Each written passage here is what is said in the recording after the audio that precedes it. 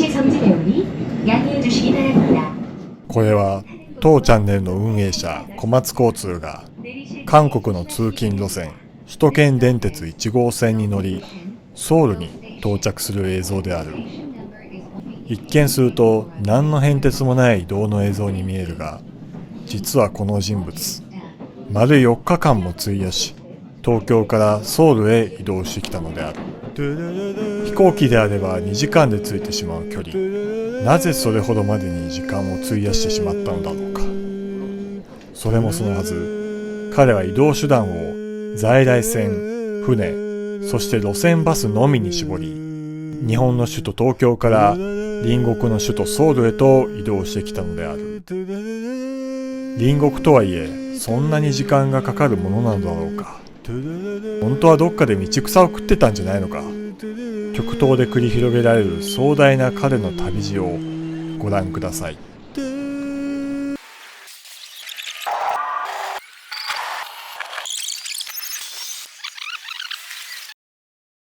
さあ、小松交通でございます。私は今首都の玄関口東京駅にいます。朝の5時41分ぐらいだったかな。これから韓国のソウルまで行ってみたいと思います。よろしくお願いします。はい、パチパチパチパチ。この東京駅から韓国のソウル行くわけですが、普通だったら飛行機使えますよね。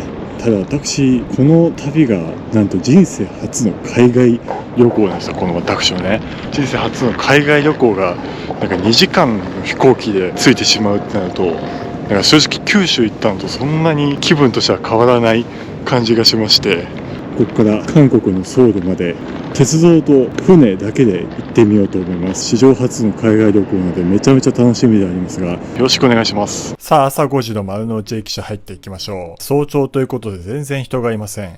辰野金吾さんが手掛けられた歴史ある建築もしっかりと拝むことができます。そしてこちら切符を変えました。東京都区内から福岡市内、まずは在来線で博多まで行ってみようと思います。千里の道も一歩からということで、まずは横浜方面を目指します。といってもまず乗るのは新幹線でもなく、こちらに出ている東海道線でもないです。東海道線にもまだ乗りません。ここから西へ向かう系統は東海道線、横須賀線、そして京浜東北線とあるわけですが、その中でも一番各駅に止まるのがこちら京浜東北線、青い列車ですね。こちらに乗っていかないと各駅停車の旅は達成できません。これから韓国行くとは思えないような風景ですが、私は紛れもなく京浜東北線で韓国に向かいます。まもなく6番線に各駅停車大船行きが参ります。さあ、そして6番線にやってまいりました。韓国への第一ランナー、京浜東北線の大船行き、こちらに乗ってやっていきたいと思います。東京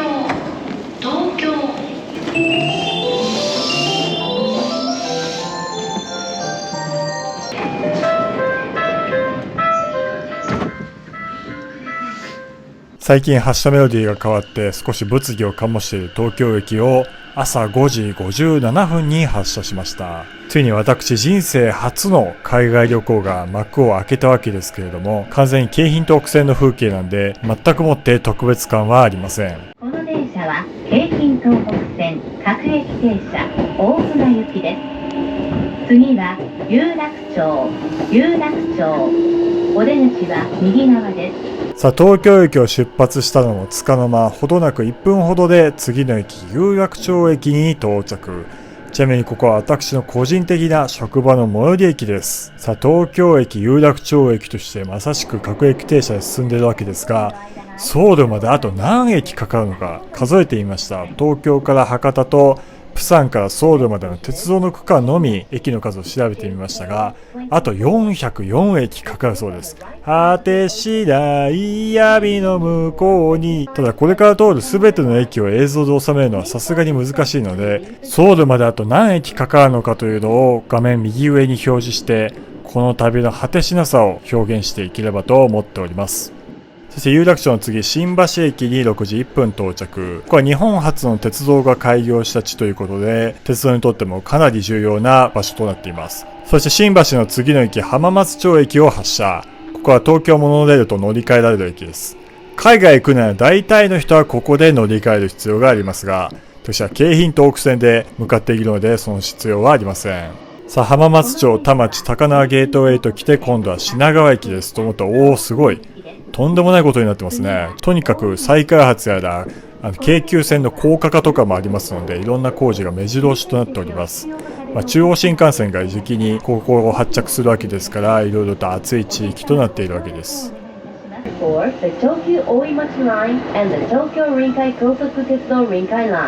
あおなじみ東京なんとかかんとかラインを過ぎて6時14分大井町駅に到着。ここもね、東海道線なら通過できるわけですが、私はしっかり停車していきます。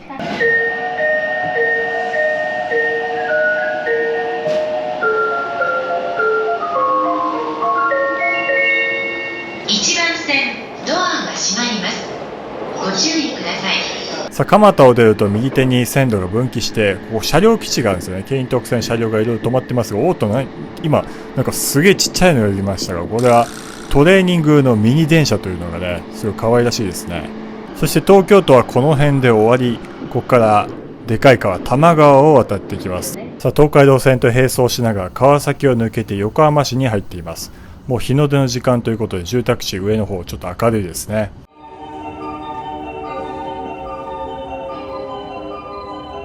さあ新小安と出て、次は東神奈川駅。ここは横浜線と乗り換えられる駅ですが、この次の駅がいよいよ横浜駅です。次は横浜。お出口は右側です。さあ次の横浜駅で別の列車に乗り換えていこうと思います。この大船駅にそのまま乗っていってもダメではないんですが、東海道線と少し離れたルートを行ってしまうので、ここで乗り換えようと思います。ご乗車ありがとうございました。まもなく横浜に到着です。おはようございます。ご乗車ありがとうございました。横浜です。さあ横浜駅で乗り換えるといったものの、まだ東海道線には乗れません。東海道線にはまだ駅を通過するところがあるので、まだ乗りません。ここ進んでいた。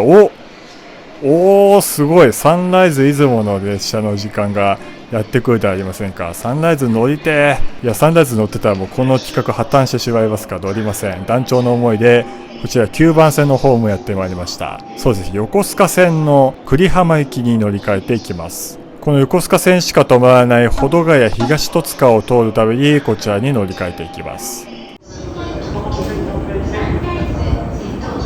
いやー、サンライズっていつ見てもいいものですね。これ本当にたまたま見れたんですごいラッキーでしたね。毎日この時間の朝ダッシュにこの寝台列車が横浜駅にやってきます。山陰とか四国から夜通し走ってきたと思うと本当にロマンがありますよね。寝台列車でまた乗りたいです。いや、今からでもサンライズ乗りたいなという気持ちを抑えつつ、私は各駅停車で韓国に向かわなければなりません。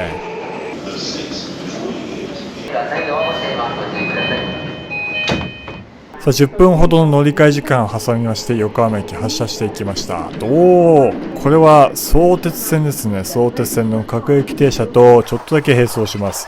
ただ向こうは早速次の駅平沼橋駅に止まってしまったので、一瞬で並走のタイムは終わりということで、こう見ると完全に駅通過してるじゃんっていう風に見えますが、あちらはね完全に別路線なので今回の通過扱いにはしません。ご了承ください。さあ横浜の次の駅保土ヶ谷駅に停まりました。そうです、東海道線はこの駅には止まれないので横須賀線に乗る必要があったわけです。でだんだん横浜市郊外の斜面に家が立ち並んでいる横浜市っぽい風景がやってきて、こちらですね、海外行くなら乗るであろうネクストすれ違いました。本当だったらあれ乗る必要があるんだよな。そして保土ヶ谷の次の駅東戸塚駅に停まりました。こちら1980年にできた割と新しめの駅となっていて、周りは高層マンションとか商業施設でひしめいている意外と利用客の多い侮れない駅です。さあ東京駅発車から約1時間ほど経過した6時57分、戸塚駅に到着しました。ここで乗り換えます。そうです、この駅からいよいよ東海道線に乗り換えるということで、やっと乗れるわ。1時間かかった。そして横須賀線と東海道線ホームが対面隣り合わせということで、もうすぐ乗り換えることができます。2本目の熱海行きの列車に乗っていきたいと思います。ずっと東京都、そして神奈川県と首都圏の街並みを見ているわけですが、これが韓国に行くにつれどういう風に変わっていくんでしょうかね。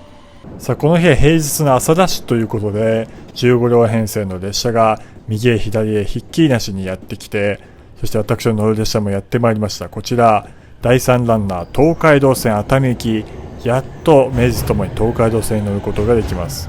上りはもちろん混んでいるわけですが、下りもそれなりに立ち客がいて、やっぱ朝ラッシュの凄さを感じさせます。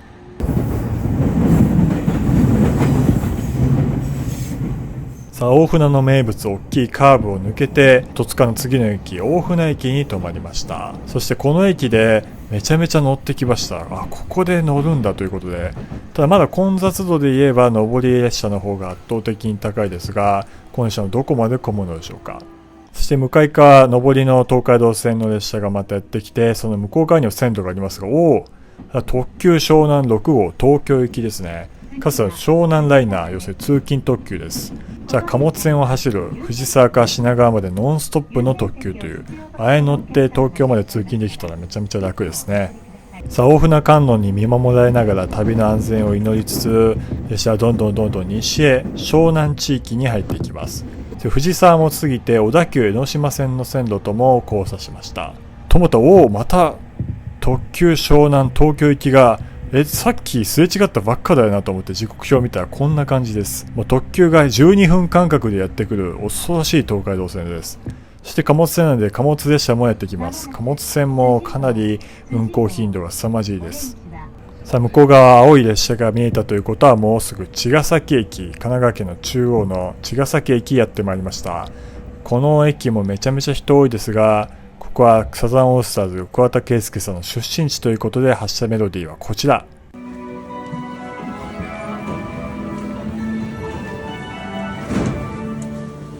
ご当地発車メロディーも次々と姿を消していく一方ですから、なるべくこの動画でいろいろと収めていきたいと思います。富士山が見えてきた、韓国は遠い。そして相模川を渡っていよいよ神奈川県の西側にやってまいりました。建物もそんなに高い建物がないので結構綺麗に見えます。そしてまた湘南、これは新宿行きですが、もうとんでもない頻度で特急がやってきています。そして向こうにポコ山が見えてきて、その麓に相模貨物駅という貨物の駅が広がりました。これは神奈川県の物流を支える重要な駅となっています。私この風景を見るとすごい遠くにやってきたなっていう実感が湧いてくるんですよね。やっぱ山の存在って大きいですよね。さあ、茅ヶ崎を出て平塚、大磯、二宮と一駅ずつ止まって、お客さんもそれなりに乗ってきて、あと二宮駅で上り列車と下り列車の混雑が逆転してしまいました。ということは皆さん小田原の方に通勤してらっしゃるのかな。そして7時49分神津駅に到着しました。この駅を折り返しの列車も存在する結構運行拠点上の重要な駅となっていますが、ここから御殿場線が分岐します。向こうに JR 東海の列車が止まっています。と思って発車していきました。御殿場線は1934年までは東海道線の一部だったわけですね。これから東海道線に通ることになる熱海神波のすごい山が険しいところがありまして、昔はそこを鉄道を通すことは難しかったので、ここから箱根の北側を迂回して静岡の方面へと歩みを進めていたということで、そういう歴史の重要な分岐点ともなっています。さあ、少し飛んで7時56分小田原駅を発車しました。なんで飛んでしまったのかというと、なんと神津駅の次の鴨宮からもうすし詰めの満員電車になってしまって、多分ほぼ全員が小田原で降りていきましたね。まさか下り列車があんな満員になると思いませんでしたね。ということで動画撮影もここから再開して箱根登山鉄道の線路と分岐していきました。向こうに見える白い高架橋は東海道新幹線です。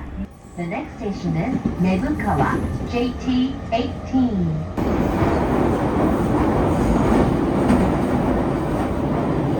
海の近くにある根府川駅に8時3分到着しました。ここは JR 東日本管内の東海道線で唯一の無人駅となっています。その駅お客さん少ないということだと思うんですが、でも数人ほど降りられていきましたね。そして撮影スポットでおなじみ白糸川橋梁を渡って東海道線はもうすぐ神奈川県から静岡県に入ります。まもなく終点熱海。お出口は右側です。東海道線ご利用くださいましてありがとうございました。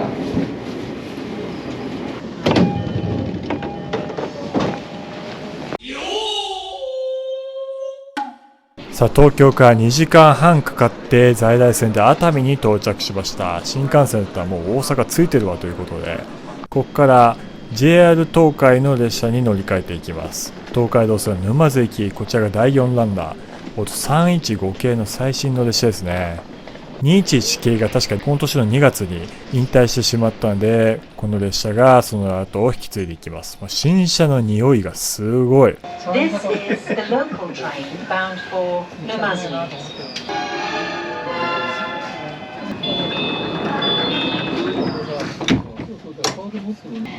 今日も JR 東海をご利用くださいましてありがとうございます。普通沼津行きです。さあすぐの乗り換えで熱海駅を8時23分発車していきました。 JR 東海の在来線でこういう自動放送ってあんま聞いたことがなくて、なかなか違和感がすごいですね。さあ熱海駅から伊東線という別の路線が分岐しているわけですが、伊東線が次の駅に止まります。木の宮駅です。このホームですね。そして木の宮駅を出るとすぐ歴史的にも重要なトンネルがやってまいりました。そうです、丹那トンネルです。この付近は活火山の箱根山から続く火山地帯となっていまして、そこを 7.8 キロのトンネルでぶち抜いています。このトンネルを作るにあたって大量の地下水や活断層に直面することになって工事はかなり難航したわけですけども、15年3ヶ月にも及ぶ工事の末、1934年太平洋戦争の直前に開通したわけですね。このトンネルができた当初は飛行機も全然主流ではなかったので、鉄道に乗って関西とか朝鮮半島、そして中国満州に鉄道で向かう人がかなり多かったと思いますが、先ほど神津から分岐した御殿場経由のルートからこのトンネルに切り替わったことでかなりの時短効果となったようですね。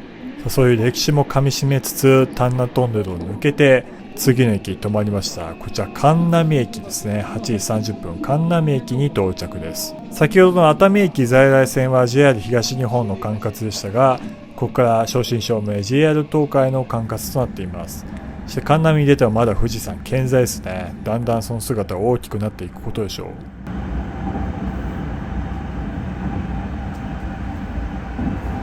忘れ物のないようお確かめください。さあと思ったらこの列車は終点沼津に着いてしまいました。3駅18分のとても短い列車です。ここはかつて沼津までグリーン車で通勤してみたという動画で訪れていますので、そちらもぜひ見てみてください。さあ沼津駅のホームに降り立ってまたすぐ別の列車に乗り換えていきます。おっと、これはセントラルライナーってやつじゃないですか。セントラルライナー、私は個人的に初めて見ました。しかも行き先表普通豊橋行きと、ここから一気に愛知県まで行けてしまうということで、韓国への第5ランナー東海道線豊橋行きに乗り換えていきたいと思います。先ほど申し上げたセントラルライナーというのは、かつて中央再生の名古屋近郊で走っていた座席指定の快速列車だったわけですけども、2022年からこの静岡地区に転属しまして、静岡の東海道線として余生を送っています。内装は見た感じそっくりそのまま特急列車のような形で残されていまして、これで豊橋まで進めるのはかなり熱いですね。普通列車豊橋行きです。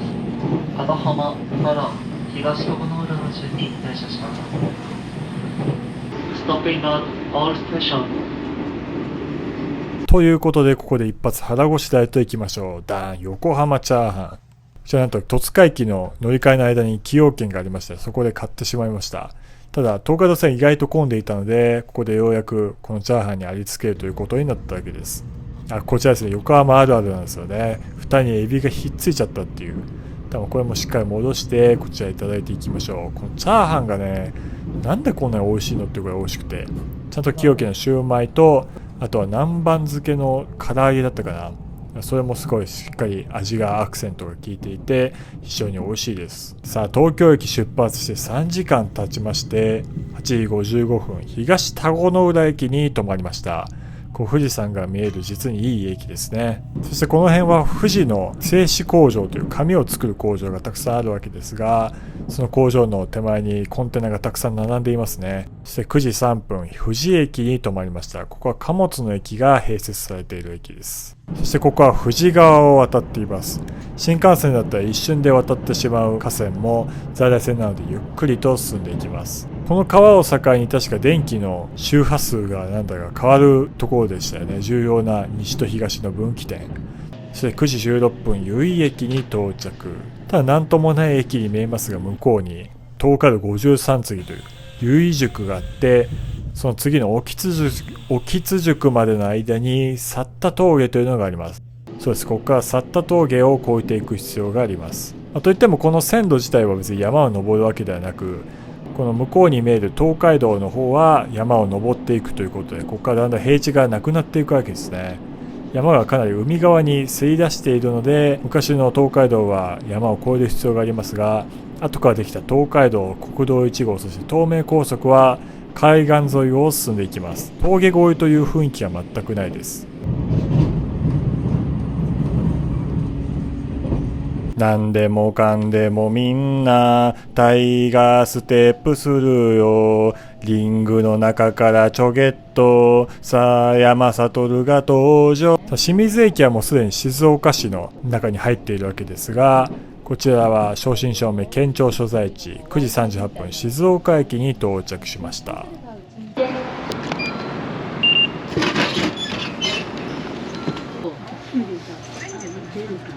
そして私のためのコーヒーブレイクも挟み静岡駅を発車しました。向こうには特急富士川5号甲府行きが出ていますね。身延線の特急列車です。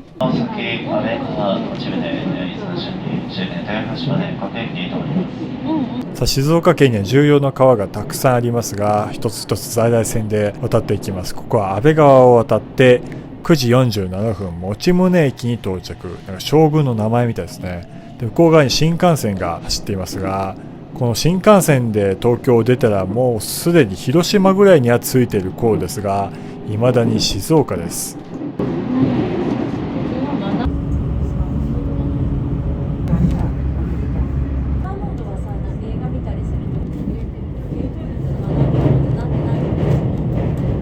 在来線でのんびり時間を潰して西にひたすら進んでいきます。そしてここは大井川を渡っています。リニアでちょっとだけ問題となっている川ですよね。ちなみに東京駅からサンライズに乗るという鉄橋の音で目覚めたりするんですがね、多分この辺でよく目が覚めていたんじゃないかなというふうに思います。さあ静岡市を過ぎてもまだ富士山は若干見えていますが、ちょっとずつ遠ざかっていますね。さあ静岡の街並みをどんどん紹介していきますよ。さあ茶畑、山、川、家、人、土、電柱、土、木、山、ごめんちょっとだけ眠いわ。だんだんと眠くなっていくこの心地よさがたまらんですね。家を出たのが朝早すぎたんでね、どうしてもそうなってしまいます。菊川市の謎の看板も間近に見つつ、これは国太郎ってあれですね。国太郎のお茶のヘビーユーザーなんでどうしても動画を撮ってしまいました。いつもありがとうございます。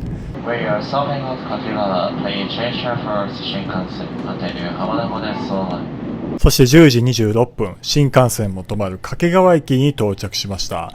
おっと新幹線が止まんして駅舎がやたら素朴ですよね。こちらは在来線の駅舎ということで、反対側の新幹線の駅舎はしっかりとした作りになっています。そして向こう側にエヴァンゲリオン初号機みたいなやつが止まっていますが、それは天竜浜名湖鉄道というローカル線です。ただこのローカル線、もともとは国鉄二俣線という路線でして、このように東海道線を迂回するように走っています。実際に戦争の浜松空襲や戦時中に起きた東南海地震で東海道線が不通になった際、こちらの二俣線が迂回ルートとなったそうです。そしてしばらく走って10時39分三栗屋駅に到着。えらい昔からありそうな駅名ですけども、こちらなんと5年前にできた出来たてほやほやの駅です。こちらの駅名はかつての旧地名に使われていたものをそのまま採用したということで、地名への愛着を感じられますね。そしてまたでっかい川をガツイ鉄橋で渡って、こちら天竜川ですね。河川敷がすごいことになっていますが、ここを渡るとついに浜松市に入っています。県庁所在地の静岡市に負けじと劣らない有名な大都市です。そして今乗っている豊橋行き、私はちょうど6両編成の一番後ろの車両を陣取って座っていたわけですけども、なんと次の浜松駅で後ろから3両が切り離されてしまうという、ちょっと車内アナウンスをちゃんと聞いていませんでした。どっちみち豊橋まで行っても待ち時間がありますので、浜松で乗り換えてしまおうと思います。ご乗車ありがとうございました。まもなく浜松です。2時間10分。静岡県はやっぱり長いですが、セントラルライナーで快適に移動して10時55分浜松駅に到着です。ご乗車ありがとうございました。浜松です。右手側の3両の電車は浜松止まり、車内点検終わりますと切り離しますのでご注意ください。さあ浜松駅着きましたということで、駅前にはさすが家康くんが緑化されてしまってますが、ここは紛れもなく静岡ですね。これって本当に韓国に向かってるんでしょうかね。ただ歩みがあまりにも遅すぎて、東京から6時間経ってまだ浜松という、本当に韓国着くんですかね。まあでもここまで来たら静岡はもうすぐ終わりなんで、この次は東海道線の岐阜行きに乗って行きたいと思います。ただ今回はなるべく各駅停止で行くという縛りを設けているので、新快速とか区間快速とか駅を通過するものには乗らず、愛知県内、岐阜県内を各駅停車で進むということになります。果たして何日かかるんだこれ。さあ浜松駅戻りまして、電光掲示板岐阜という文字が輝かしく見えます。果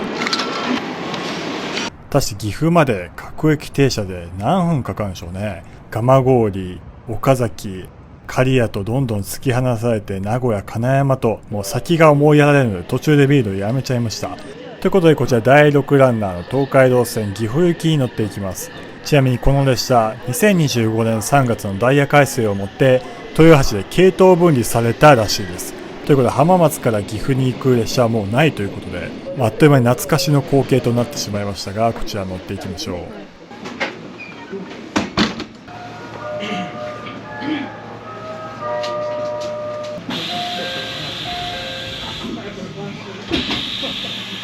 列車岐阜行きです。高崎高塚、舞坂、弁天島の順に終点の岐阜まで各駅に停車いたします。ご利用いただきますようご協力のお守りの声かけもお願いいたします。もう東海道線は東海道新幹線とつかず離れずぴったり並走していて、ちょいちょい新幹線の姿が見えて、11時37分弁天島駅に到着。ここはめちゃめちゃ浜名湖が近い駅ですよね。浜名湖が近いというか、もう実際に浜名湖の上に浮かんでいる島の上に駅があるということで珍しいですよね。そして弁天島駅も出て新幹線の高架と並走し、大きい浜名湖を渡っています。浜名湖の付け根の部分ですね。海とつながっている汽水湖ということで淡水と海水が入り混じっています。そして右手から線路が合流してきたということは、これは先ほどの天竜浜名湖鉄道ですね。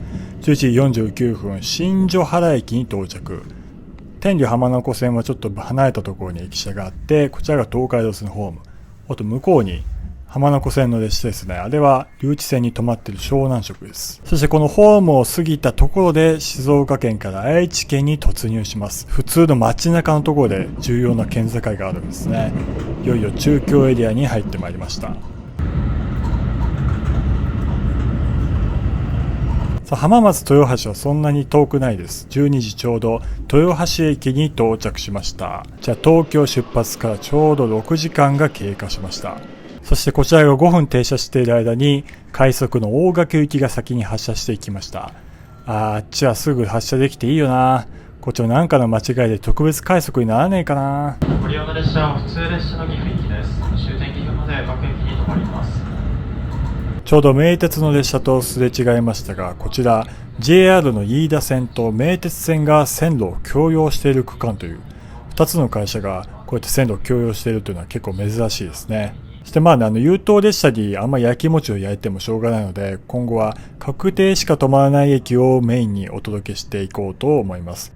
そして12時9分西小坂駅、そして電光掲示板に出ているこちらの駅名は愛知水戸駅という旧国名の三河とか武蔵とかをつくのが主流ですけども、こういう愛知という県名がつくって結構珍しくないですか。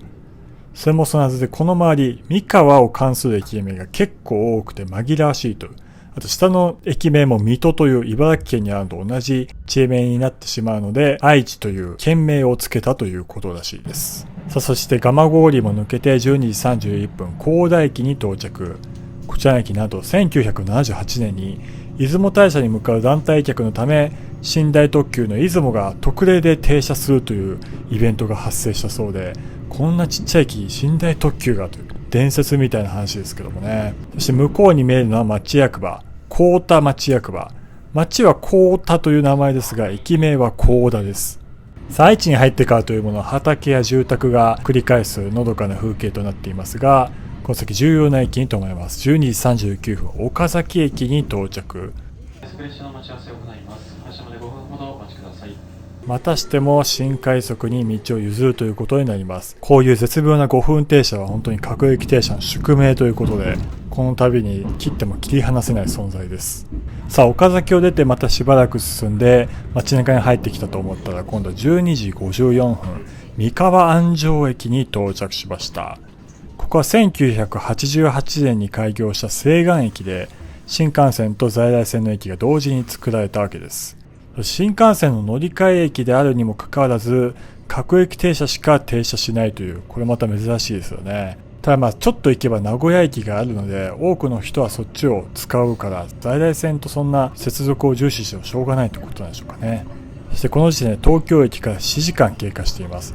新幹線はもう鹿児島中央に着いてるらしいです。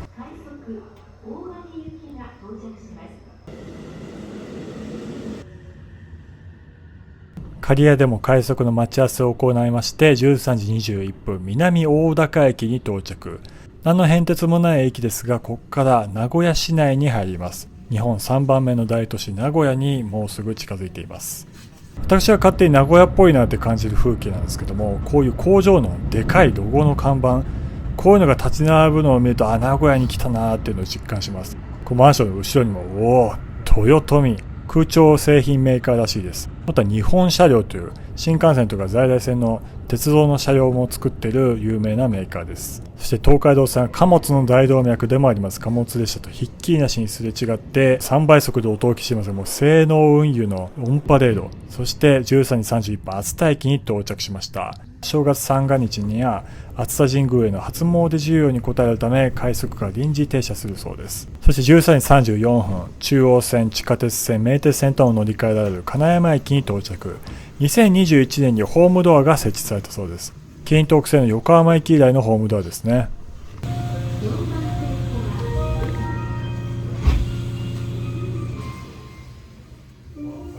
でれっていう絶妙な場所で止まるのがなんと面白いですね。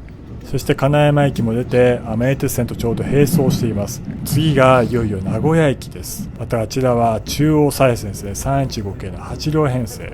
まもなく音尾橋です。金山の次は名古屋などと言いましたが嘘でした。ごめんなさい。音尾橋駅に到着。東京でいう有楽町みたいな存在です。ウィンズ名古屋の最寄り駅でもあります。次は名古屋です。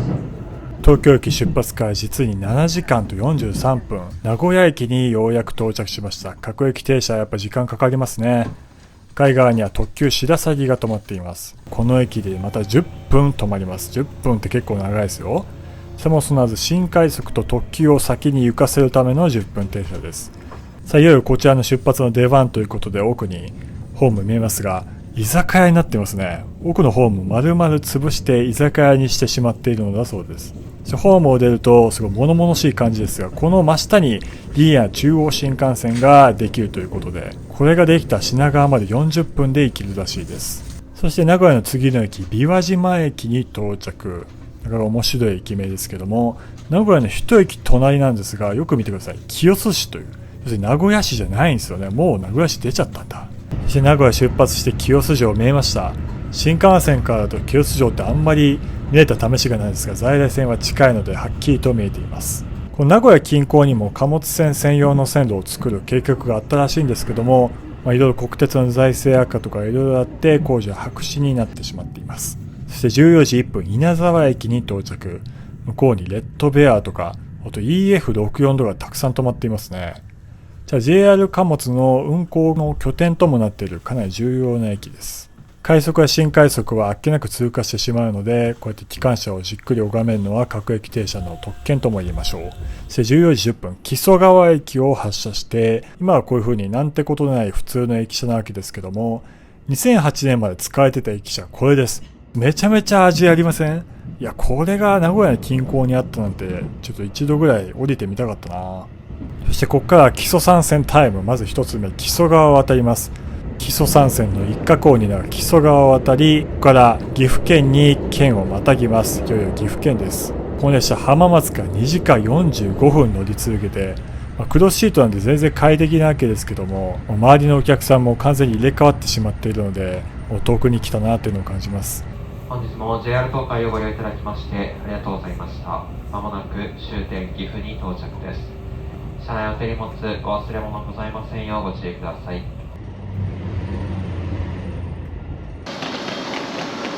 各駅に停車します。着いたなぁ、岐阜。旅行は嬉しいけど、岐阜で何すんの？そうです。私がやることとしてはただ一つ、乗り換えです。ここから大垣行きの列車に乗り換えます。私は韓国へ行かなければならないので、岐阜でやることはありません。岐阜県の皆さん申し訳ございません。ということで、第7ランナー、東海道線快速大垣行きに乗り換えていきます。すぐ来ましたね。こちら快速列車と銘打っていますが、終点まで各駅に止まるので、ノープロブレム。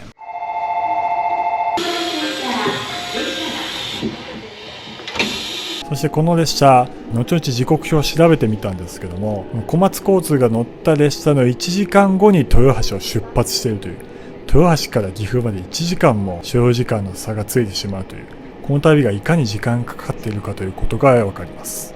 さあ、岐阜県の県庁所在地岐阜市の岐阜駅を出発して、また黒シートの車両で大垣に進んでいきます。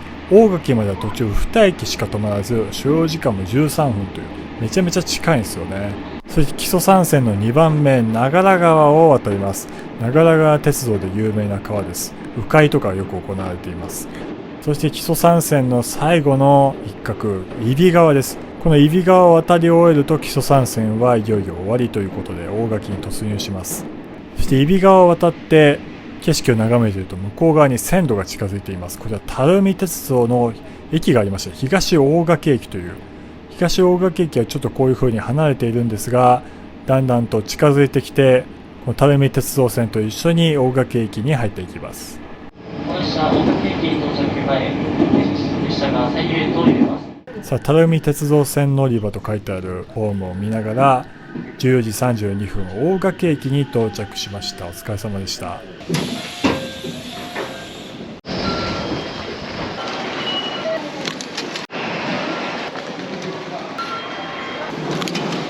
さあ、大垣駅でお茶とお菓子を買って、また次の列車に乗り込みます。じゃ第8ランナー、東海道線米原行き。ついに米原の文字が見えてまいりました。関西に入ってきます。列車に乗ろうとしたら急に強風がね、ホームに吹き荒れてきて、すごい寒い気配を感じます。徐々に数を減らしている311系です。これ311系結構古めの列車で、床も結構汚れていましたが、引退まであとちょっとといったところでしょうか。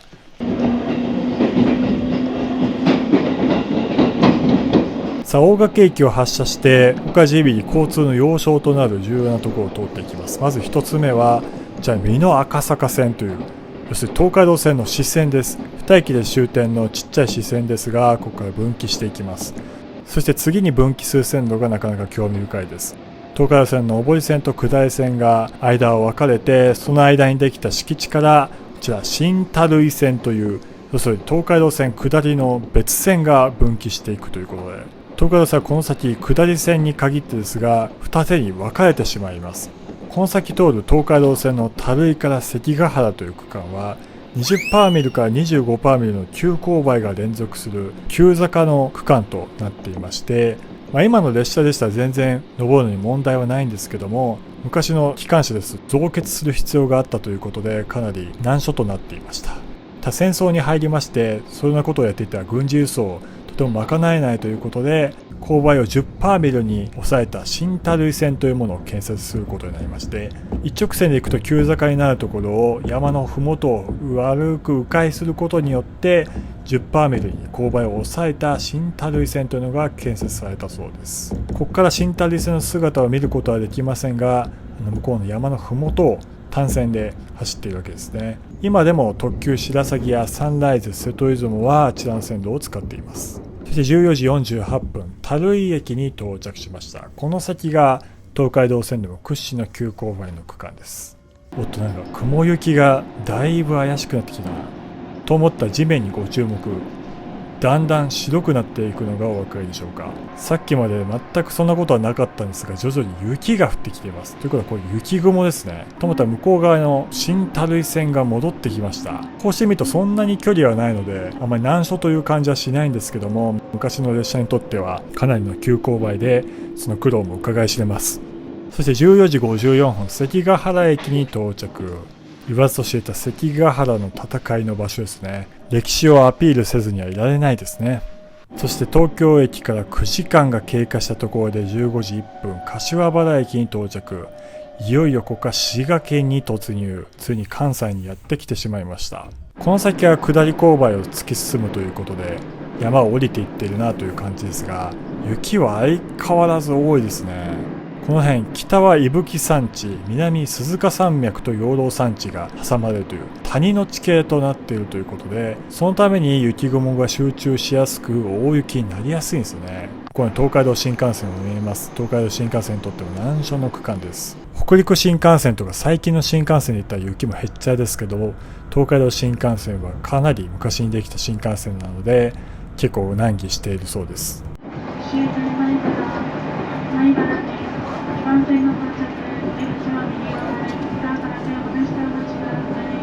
さあ終点米原ですということで、米原駅到着。相変わらず雪がすごいですね。別に山を降りてきたわけですけども、そして北陸方面からの貨物船と同時に15時16分米原駅に到着しました。お疲れ様でした。各駅停車で JR 東海区間を熱海から走破したわけですけども、実に7時間かかりました。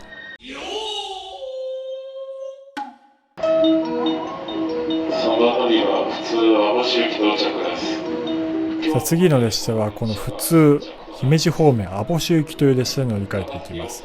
この下高槻までは各駅に止まり、その先は快速になってしまうので高槻まで乗ります。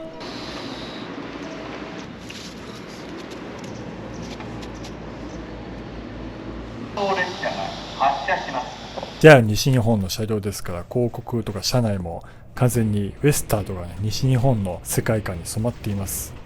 今日は早朝の5時57分に出発したわけですが、かなり顔に疲れも見えていますが、まだまだ道のりは遠いです。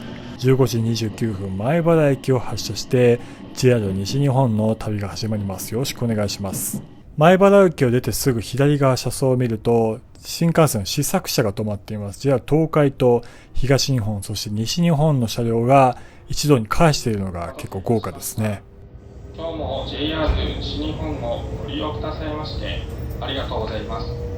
この電車は途中高槻より快速となります。普通姫路方面網走行きです。さあ米原の一駅お隣彦根駅に15時34分到着です。彦根の本拠地ですね。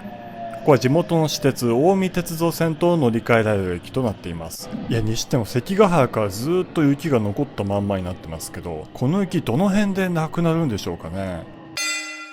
妖精夏が胸を刺激する生足魅惑のマーメイド、出すとこ出してたわわになったら本物の恋はやれそうかい。まもなく草津です。さあ滋賀県内でも重要な駅草津駅に到着しました。16時11分です。この駅なんと滋賀県で最も乗降客数が多い駅となっているそうで、県庁所在地の大津駅すらしのいでしまうんですね。そしてここから120キロ先の西明石駅まで福福線の区間が始まります。日本最長の福福線の区間です。そして草津を過ぎると徐々に琵琶湖が近づいてきて、ここが瀬田川を渡っています。瀬田川の向こうは琵琶湖です。湖の向こう側の山はちゃんと雪が積もっていますね。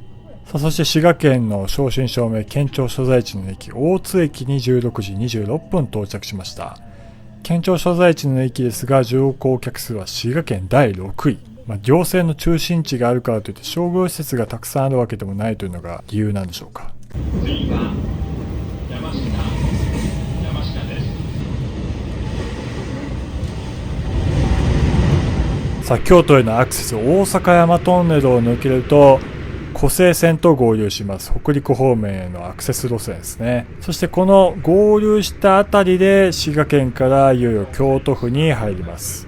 そして16時30分、山科駅に到着。ここから山を一つ隔てた先が京都駅となるわけですが、なんと2029年までに特急はるかを山科に延伸させる予定だということで、なんでそんなことをするのかというと、京都駅はもう観光客の需要の増加なので、とてつもなく混雑してしまっているということで、こちらの特急はるかを山科まで引っ張って、そこから観光してもらおうと。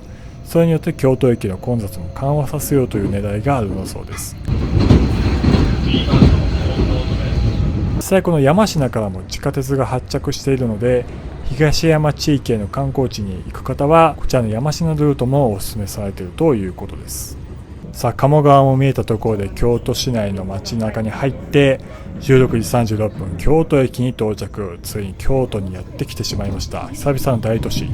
なんかプロレスリングみたいなロープが見えますが、これはプロレスリングなどではありません。ホーム柵です。ロープ式のホーム柵という。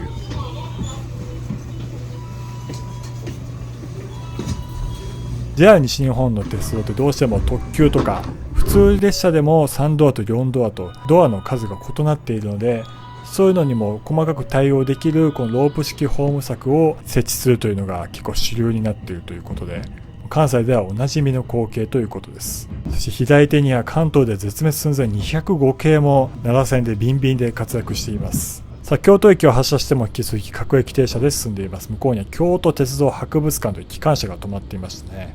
その隣には京都貨物駅という、意外とこの京都の街中に貨物駅があるんですね。結構でかいです。そして鉄橋を渡ります。ここは桂川です。桂川というのを鉄橋で渡って、その次の駅が読んで字のごとく桂川駅です。今度は北陸方面の特急サンダーバードをすれ違って、ここが2面の陸上自衛隊の桂駐屯地、そのすぐ近くに桂川駅というのが存在します。一見何の変哲もない普通の駅に見えますが、この駅なんと北陸新幹線京都府の駅の候補地となっているのだそうです。北陸新幹線は京都の真下に通るルートと、こちらの桂川を真下に通るルートの2つの案が今揉めていまして、この駅に新幹線止まるようになったらもう大化けしますよね、この付近ね。ちょっと左手、サンダーバードに爆速で圧倒的敗北を喫しています。しょうがありません。こちら各駅停止ですからね。で、向こう側に向こう町操車場という車両基地が見えています。この操車場めちゃくちゃ長いんですよ。普通列車から事業用車から特急やらいろんな JR 西日本を代表する列車がやたらひしめき合っていて、とんでもない長さですがようやく終わりました。とうとうさっきのサンダーバードを抜き返してではありませんか。なんか謎に減速しているんですが、そう一瞬ね、そういう減速するということもあるんですが、またしても抜き返されて、こちらも駅を止まるわけですから、どうしてもあちらに勝つということはないでしょうね。そしてまたしてもサンダーバードに敗北を喫して16時48分、長岡京駅に到着。村田製作所の最寄り駅、すぐ目の前に本社があります。と思った次の瞬間、今何が起こったの？意味深な映像を逆再生でご覧ください。おっと、これは相当レアだ。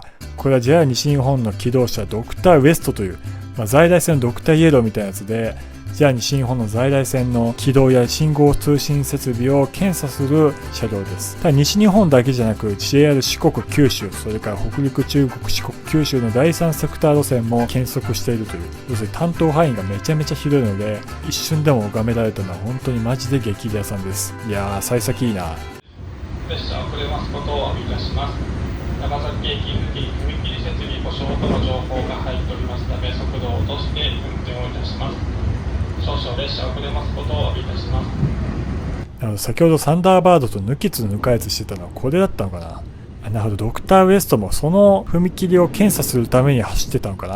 と思ったら今度は特急さくらまで追い抜いてしまって、優等線の方は詰まってるんですかね。ただこっちの網干行きは全然スピードを出していますが、こちらもゆっくりになってしまいました。徐行が始まっています。おそらくもうすぐ踏切が近いんでしょうね。多分この踏切なのか分かりませんが、スピードメーター見ますと23キロ、24キロと確かにゆっくりだ。でも元からね、各駅停車の旅めちゃめちゃゆっくり進んでいるので何の支障もございません。お待たせいたしました。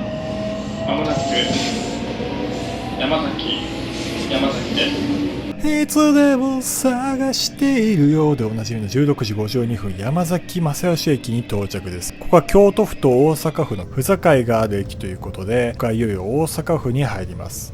山崎って有名なこのサントリーの山崎というウイスキーがありますが、その蒸留所がすぐ近くにあります。工場、かっこいいですね。ちょうどはるかにかぶられてしまいましたが、ここで世界でも有名なウイスキーを作っている工場があるということです。まもなく島本です。お出口は右側です。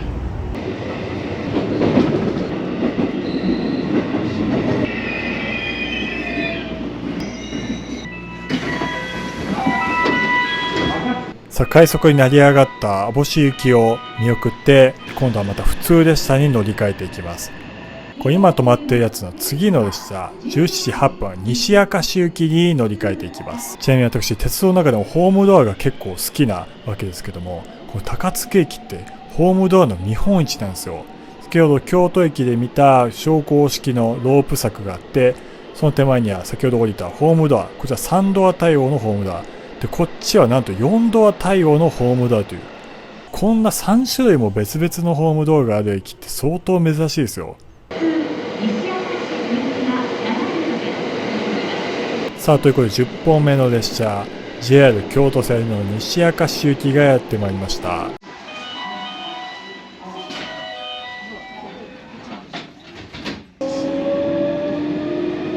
さあ時刻は17時8分、いよいよ関西の夕方ダッシュに突入していく頃合いとなってきました。夕焼けも見えてきて、デカチョコレートが、これは明治の大阪工場ですね。このデカチョコレートを作りませんかって企画を発案した人マジで天才だと思います。17時11分摂津富田駅に到着。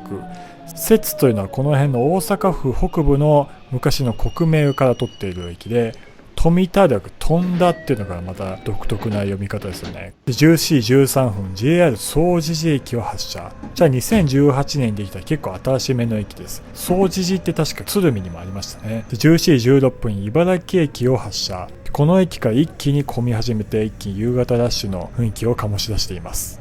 そして17時21分岸辺駅を発車したところで特急はるかが通過していきました。はるかはこの辺から貨物船の線路を走ることになるので、線路右側に移っています。そしてその貨物船の向こう側に吹田貨物ターミナルという貨物の駅があります。その貨物ターミナル、日本で一番でかい駅だそうで、この岸辺駅から次の吹田駅まで丸々この駅がつながっています。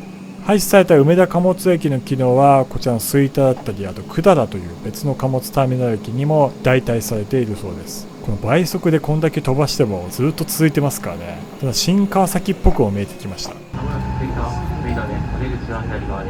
そして真新しい高架橋がこちらに来たなと思ったら、こちら大阪東線が合流してきました。大阪東線ということはもうすぐ新大阪駅ですね。17時28分新幹線との乗り換え機新大阪駅を発車していきました。そして淀川を渡って大阪市の中心部へと入っていきます。さあ新大阪の時点で車内は結構立ち客が多数でかなりの混雑の電車となっていますが、この辺りで近くのおっさんが爆裂な火をこき上がりまして、もう何してくれとんねんって感じですけどね。東京駅から11時間半、ついに各駅停車の旅も大阪駅までやってきました。17時33分。この大屋根が特徴的な大阪駅、やっと来たな。とは言いつつ、この旅の目的地、韓国ソウルですからね。韓国の彼女もないわけですが、もうかなり達成感で満ち溢れています。この駅はそのままスルーして西へと歩みを進めていきます。大阪ヘップ5の観覧車に見送られながら大阪駅を後にします。ちなみにさっき混雑していた車内ですけども、9割ほどのお客さんが大阪駅で降りて、でまた同じぐらいの数の人が乗ってきたということで、結構混雑の激しい駅となっています。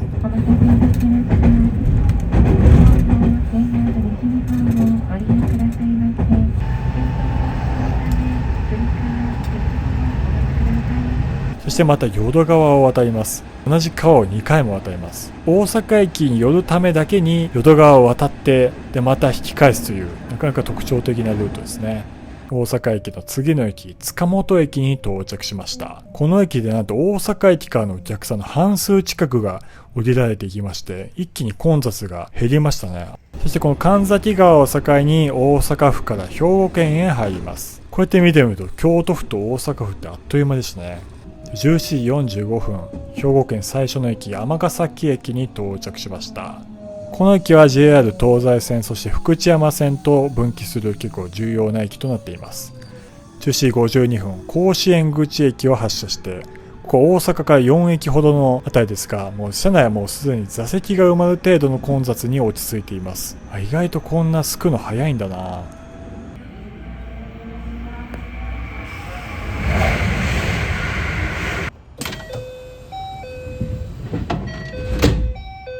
さあ、いろんな駅で帰宅のお客さんをポツポツと降ろしていって、車内もこのようにガラス気の状態。まだ神戸にはついていないんですが、ここまで着くんですね。で、車窓左側には神戸の工場地帯ですよね。神戸の工場地帯が見えてきて、かなり日も沈み始めています。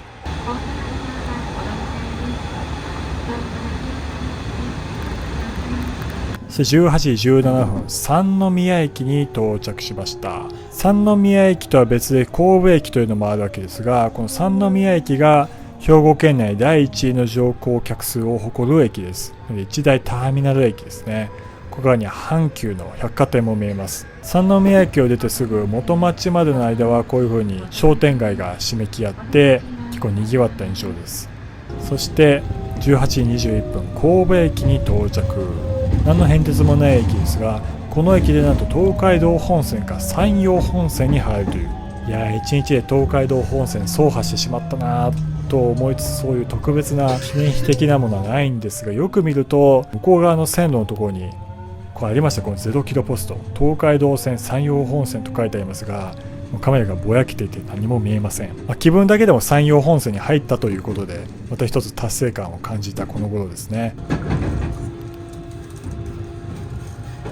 シェイシェイ不気な胸騒ぎ、ちょベリベリ最高なも見えね。さあ、もうスマステーションを越えたあたりでもう完全に日没となって夜の風景となっています。右手側にでかい橋、明石海峡大橋が見えます。世界一の吊り橋。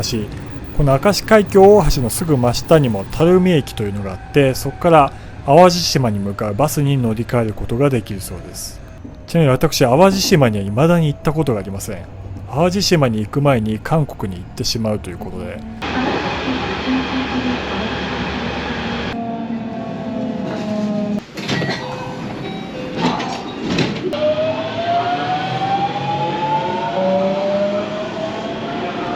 東京から各駅停車に乗り続けること13時間弱、いよいよ明石駅に到着。私はここで一泊します。さあ、ということで今回の行程お疲れ様でした。1日目いかがでしたでしょうか。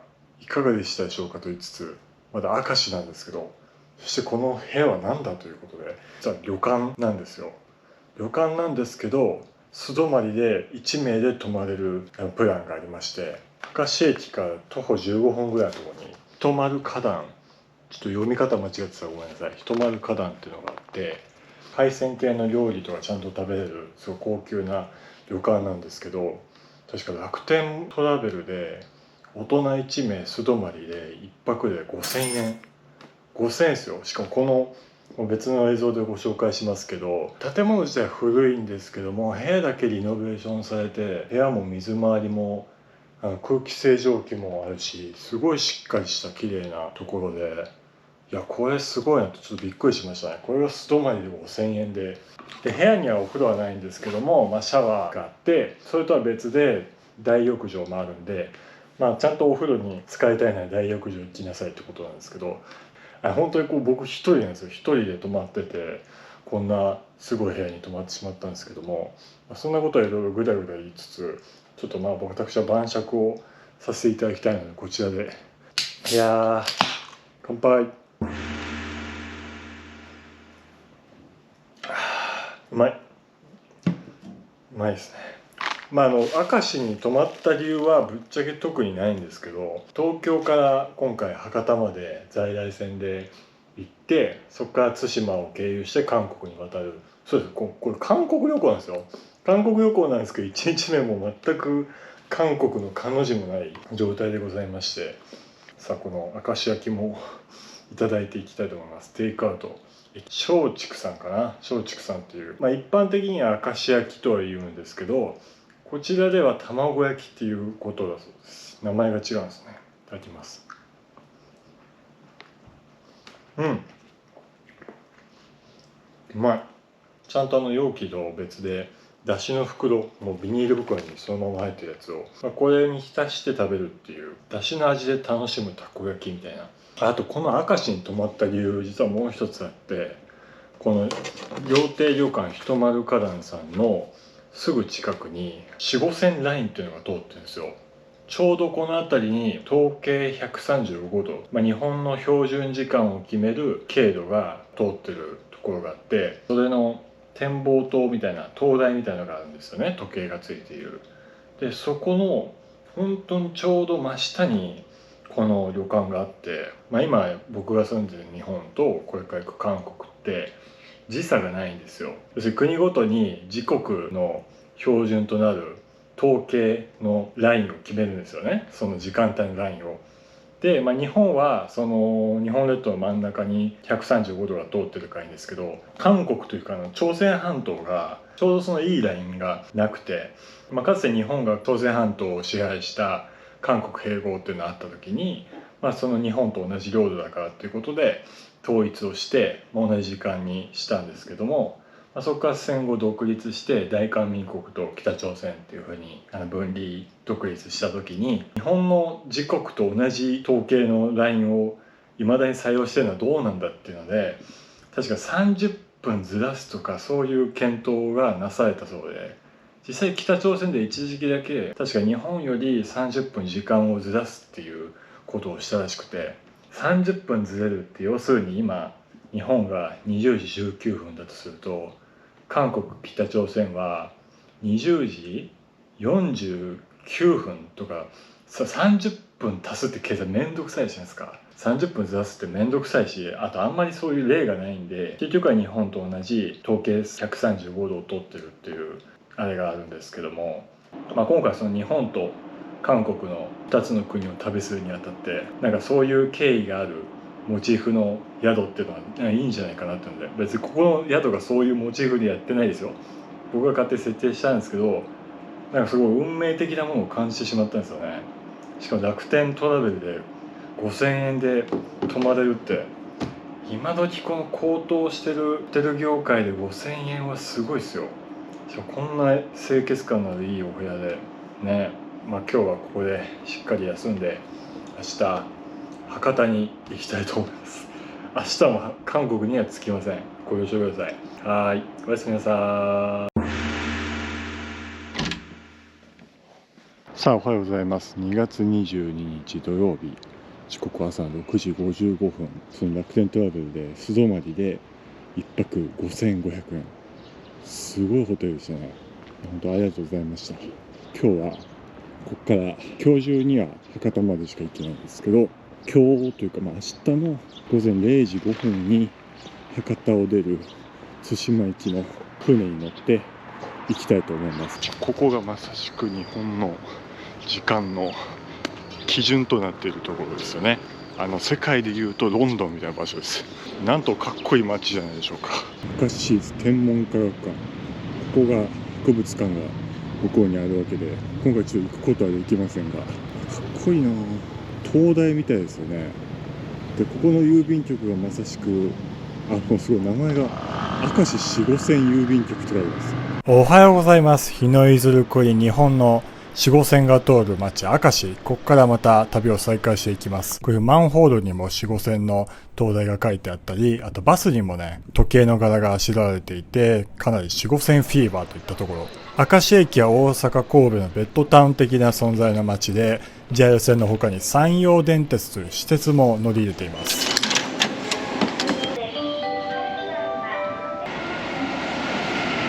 2日目の列車、こちらから旅の再開です。 JR 神戸線の姫路行き、こちらに乗っていきます。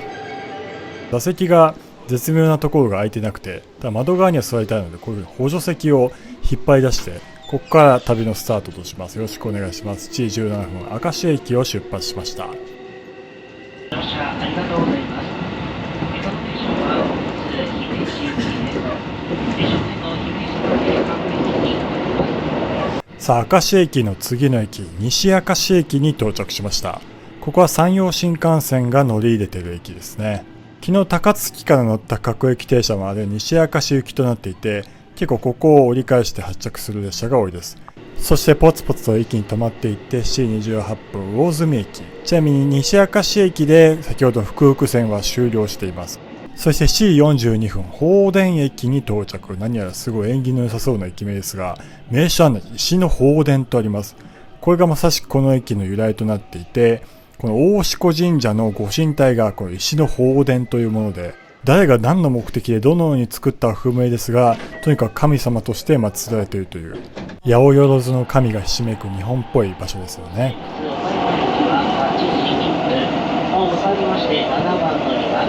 そして7時57分姫路駅に到着です。ここでこの列車終点となって乗り換えです。4分の乗り換えなのでちょっとだけ急ぐ必要があります。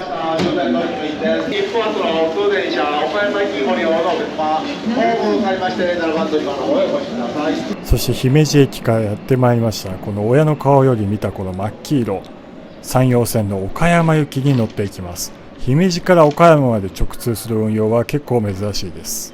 ただ車内はもう完全に改造が施されていて、椅子とかは他の2233系と同じような椅子となっています。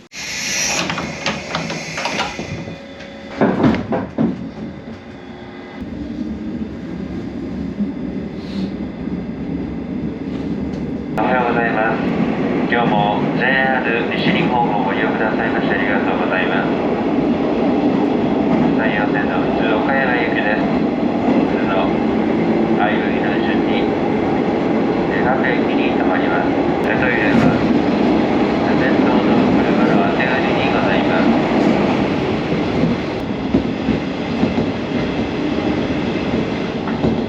次は2つのでお出口左側です。そして相生駅を発車していきます。ここは新幹線とも乗り換えられる駅、光とかが止まります。そしてここから赤穂線と分岐して、赤穂線は播州赤穂とかそっちの方に海側を通っていきます。この単線のトンネルで山にぶち込んでいく感じがなかなか独特で好きな光景です。そして山陽線も右にぐーっと曲がって新幹線の高架をくぐって新幹線も山をぶち抜いていきますが、山陽線は昔の路線なので山を迂回するようにぐねぐねと曲がっていきます。そして8時34分上郡駅到着で、あれは智頭急行線という鳥取方面に向かう第3セクター。ただこの智頭急行線すごい高規格な作りをしていて、こういう風に高架で北の方に分岐していきました。石破総理の地元に行くならこれに乗りましょう。そして上郡を過ぎると兵庫県から岡山県、いよいよ中国地方入ってまいりました。そして8時56分岡山県の和気駅に到着しました。なんかすっごい見覚えのある光景なんですよね。これなんで見たのかなと思ったら、あれですね、下りサンライズのおはよう放送がだいたいこの駅でかかって、でおはよう放送で目が覚めて窓を開けたらだいたいこの景色なんですよね。全く降りたこともない、馴染みもない場所なんですけど、景色だけは覚えているという不思議な感覚。そして朝方の吉井川を渡って岡山県を西に進んでいきます。岡山県ってすごいザ・日本の原風景みたいな景色でなかなか好きですね。そしてこの列車乗ってる間にトイレとかも済ませたり車内移動したりして一番前のところに来てみました。前から特急スーパー稲葉3号鳥取行きがやってきます。岡山からも鳥取に直通して智頭急行線は速えなこれ。そして岡山駅近づくにつれて高架橋に上がっていますが、なんか白いものが、これはもしかして雪？さっきまで晴れてたのになんで雪降り始めたんだろう。さあ唐突に雪の降る西河原終日駅に到着。この駅は岡山駅の一歩手前の駅です。終日大学とか終日短期大学を運営する学校法人終日学園が駅の建設費全額を、そして岡山市が周辺の整備費を負担してできた西岸駅となっています。そして駅止まっている間にもうまた雪がすごいことになってきて、唐突の雪国ですよね。何の国境のトンネルも通ってないし、20分前この風景でしたからね。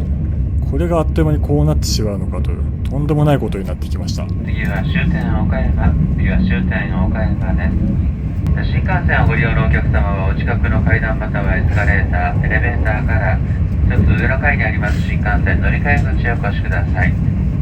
倉敷方面普通金光行きはすぐの連絡です。着きまして同じ方向かい側2番乗り場から発車です。お忘れ物ございませんようお手回りにお確かめください。終点の岡山に到着です。さあ9時29分、雪国ではない岡山駅に到着しました。そして降りた列車の反対側に止まっている車両にちょうど乗り継ぎが良かったので、こちらに乗ってしまおうと思います。山陽線の金光行き、岡山に最近導入された227系うららに乗っていきます。こちら新型車両ですね。さあ1分の乗り換えで9時30分、岡山駅を発車してどんどん西に進んでいきます。で岡山駅出たところでもう雪がもう完全に止んでしまいまして、太陽まで出てますけど、どういうこと？本当岡山駅到着の光景こちらですよ。めちゃめちゃ積もるんだろうなと思って先にこれですからね。ちなみに新幹線も止まっていてどうしたんですかね。とはいっても雪が積もりすぎて列車が止まってしまったらどうしようもないですからね。そうならなかっただけよしとしましょう。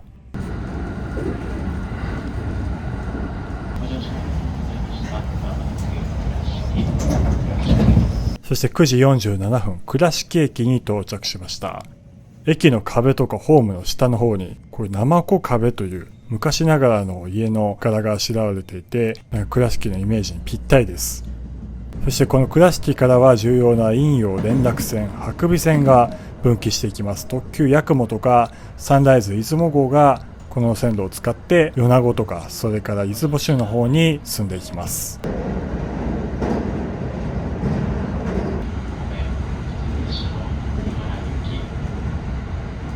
そして新幹線と乗り換えられる新倉敷駅を出て、また雪降ってんじゃん。さっきから晴れて雪降ったり繰り返してますが、この先の工程的にも大丈夫でしょうかね。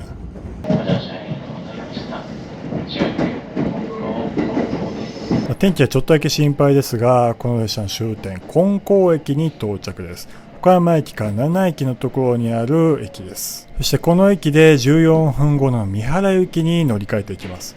三原行きはどっちみち岡山から出るので、岡山で列車待ってても同じだったんですけども、せっかくなんで金光駅降りてみましょう。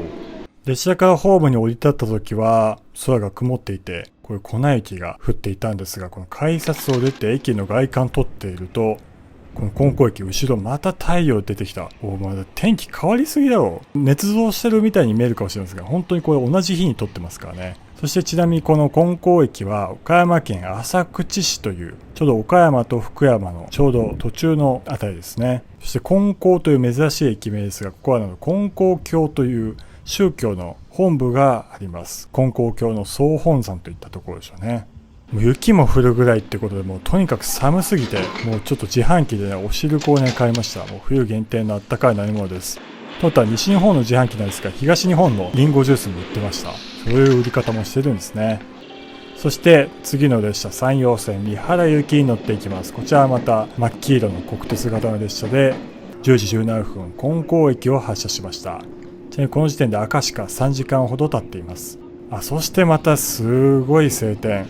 もうなんかとんでもないことになっていますが、ただ気温はとてつもなく寒い2度ぐらいしかありません。姫路から先一部区間を除けばほぼ各駅停車しか存在しない区間となっているので、のんびりのんびりそれぞれの駅に止まりながら止まっては進んでを繰り返してどんどん西に進んでいきます。のんびりとした山陽地方瀬戸内の旅です。この辺の山陽地方、もう家が昔からの家が大変多くて、日本の原風景という感じで心が現れますね。そしてこの付近で岡山県から広島県に入っていきます。そして広島県最初の駅はこちらカーブ上にある大門駅に止まります。浜松町の近くにある駅みたいですね。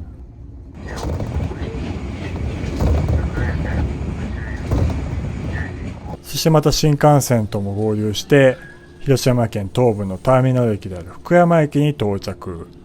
また空が曇ってきたな。この時点で雪が降ることはさすがになかったですね。と思ったら奥にでかいクレーンが何や工場地帯という感じですが、この辺から瀬戸内海の海沿いを走っていきます。そしてでかい橋が、これは尾道大橋、新尾道大橋、奥は瀬戸内しまなみ海道というやつで愛媛県までつながっています。かなり長い高速道路です。そして海沿いに町が建て並ぶようになってきたらもうすぐ尾道です。まもなく尾道です。お出口は左側です。11時10分、尾道駅に到着しました。ちなみにこの列車それなりにお客さん乗ってらしたんですけども、この尾道駅でほぼ大半のお客さんが降りられていきました。ほとんど観光客っぽい人ですよね。そして私たちの列車はもう抜けのカーとなり、引き続き三原方面に進んでいきます。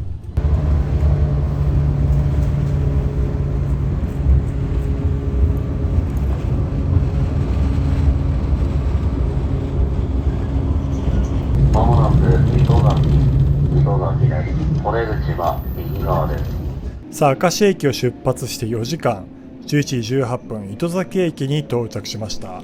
向こう側には広島の代表選手レッドウィングが止まっていますが、この駅で降りてしまいました。この糸崎の次の駅、三原まで乗ってしまってもよかったんですけども、この列車の次に乗り継ぐ岩国行きの列車はこう糸崎駅を始発としているので、ここから乗り継いでいっても特に問題はありません。さあ、糸崎着きました。岡山から乗り継いで広島県の糸崎です。さあ、この駅は私個人的に5年前に1回来たことがあって、5年前にはいなかったこのうららと5年前からいるこのレッドウィングが一緒にいますね。前に来た時は岡山に全然新車がなかったので、この黄色い列車とレッドウィングのコラボしかなかったわけですが、あとこの桃色も加わって、ここにね元からある黄色の色とサンライナーという昔そういう列車が走ってたらしいんですけども、それをあしらっているので、なかなか伝統を感じさせるなかなかいいデザインの列車ですよね。さあ、次の列車までまだ 2,30 分ほど時間があるので駅を出てみましょう。これです。糸崎駅。これを見るために糸崎駅に降りたと言っても過言ではない。この昔ながらの駅舎と看板、大正11年、今からおよそ100年前ぐらいに改築された駅舎で、日本各地で駅舎がもうどんどん建て替わったりなくなったりしている現在ですが、この駅舎もいつなくなってもおかしくないわけですが、未だに現役続行ということで、この駅舎があるうちにまた姿を見ることができてよかったです。そしてまだ時間があったので、近くのコンビニで軽くお昼ご飯と行きましょう。こちらネギタコちぎりという、この近くのセブンイレブンで買ったご当地商品です。コンビニってたまにこういう地元に根ざした商品も売っていて、なかなか嬉しいですよね。非常にうまタコでございます。さあ、一呼吸ついたところでまたしても列車に乗っていきます。山陽線の岩国行き。広島の列車はすべてレッドウィングに置き換わっています。といっても車両の基本的な構造自体は先ほどのうららと特に変わりません。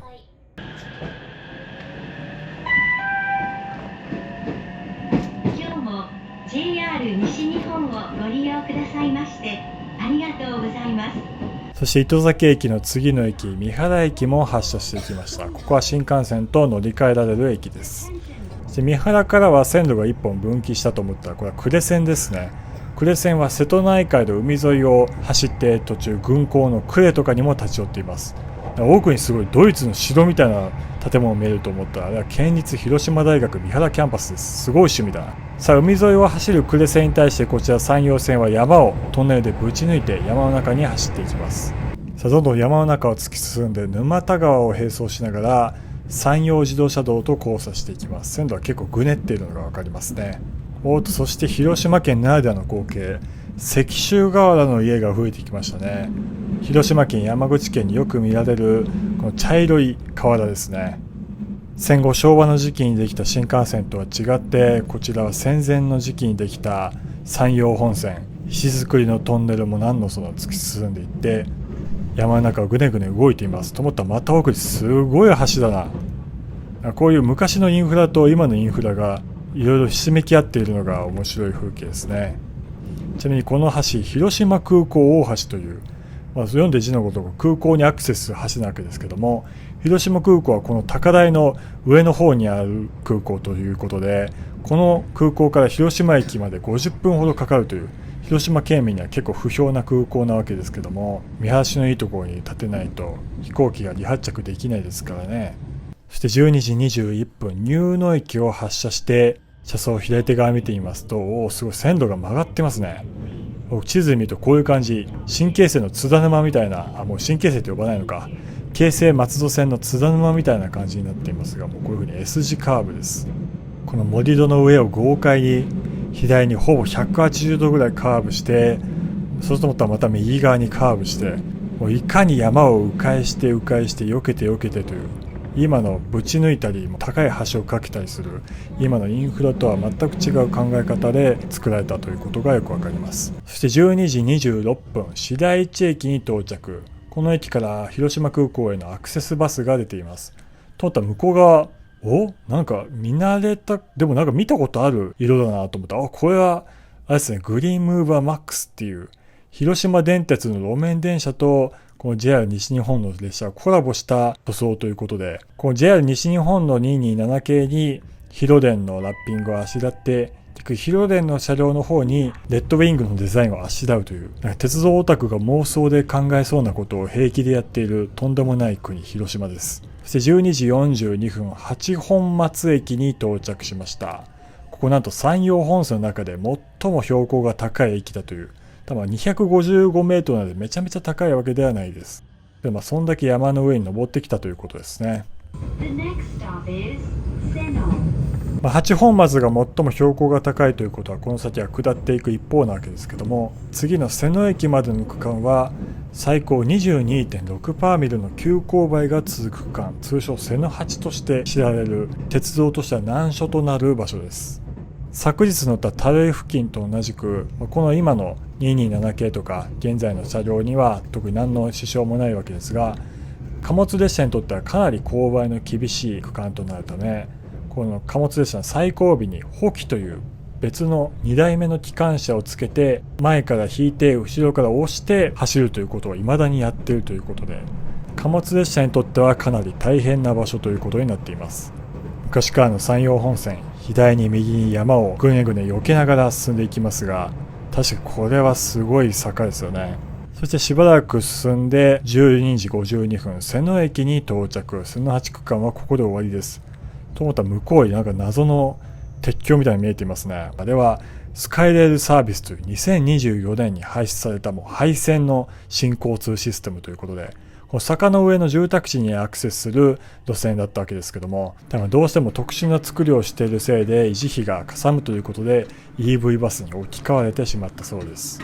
昭和から平成にかけて様々な形態の新交通システムが生み出されてきたわけですけれども、やっぱずっと走らせ続けるという観点でやっぱり維持費がどうしてもかさんだり、部品がどうしても足りなくなってしまうという問題に直面している感じは否めないですよね。そしてしばらくするとまた平地に降りてきて、左手から線路が、これは呉線ですね、呉線と合流して13時2分、海田市駅に到着しました。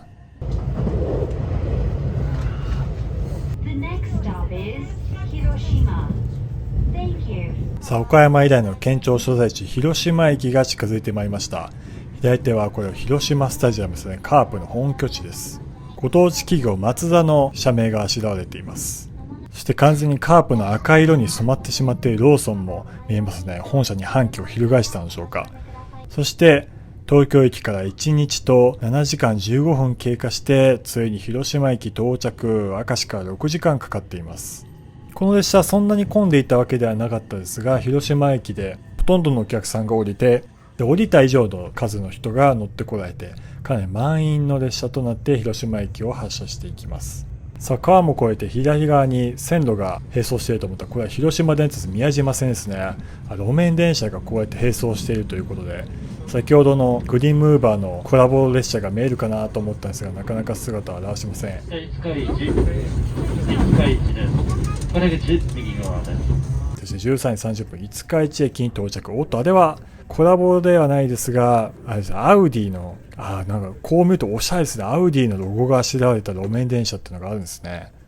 なかなか面白い。そして足早に走り去っていきました。加速度結構えげつないですね。結局広電のコラボ車両とはすれ違うことはできませんでしたが、向こうに島が見えて船が行き交っています。ということはあれは宮島ですね。山のふもとの方に小さく厳島神社の鳥居が見えたと思ったら、13時41分宮島口駅に到着です。ここから宮島の連絡船に乗り換えて島に渡ることができます。そして車内にいた大半のお客さんはもう宮島に吸い寄せられるようにして先ほどの駅で降りていかれました。尾道と似た光景ですね。そして宮島口を過ぎるとまたして海沿いの近いところに走っていって瀬戸内海の風景をしっかりと拝むことができます。そして向こう側に工場地帯が見えます。あの辺はもう完全に岩国、山口県のあたりですね。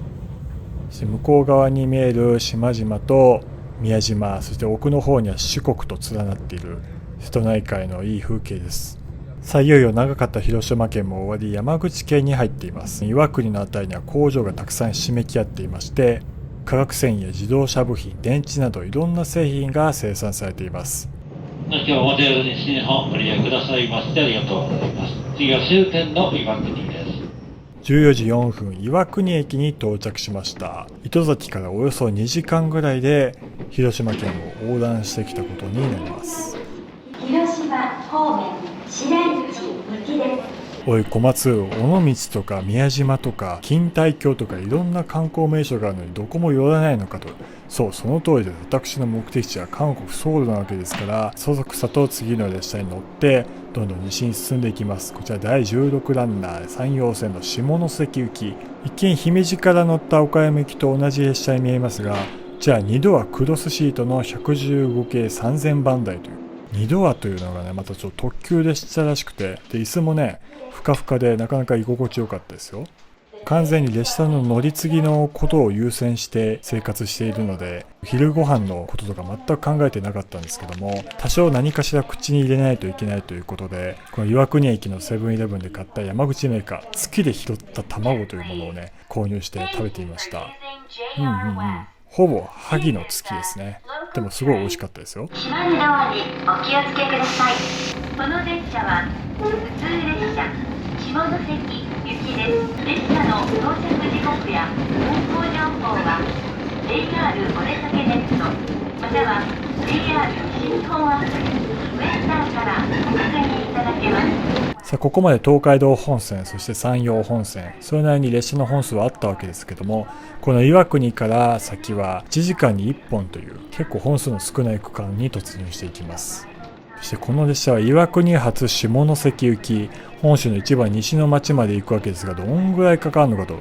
とんでもない行き数をずっと各駅停車で行って17時58分下関、3時間23分の道のりですって。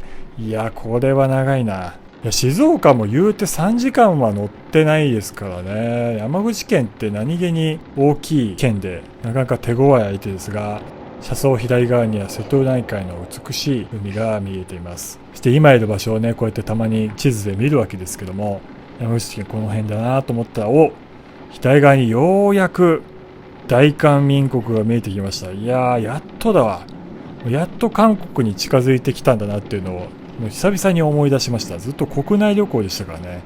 ちなみに東京からはこういう感じで、もうすでにソウルの方が近いです。そして岩国を出るともうすごいこんな白い砂浜の瀬戸内海があるんですね。尾道とか宮島とかその辺も全然悪くないですけども、ここは本当に隔てるものがほとんどありません。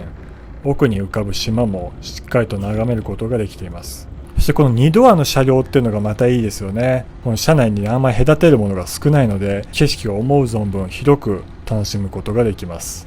そしてこの列車はもちろん各駅停車なので途中の駅にどんどん止まっていきます。14時56分幸次郎駅、また古い国鉄からありそうないい駅舎ですけども、全ての駅にイコカが使えるというハイテク性も兼ね備えています。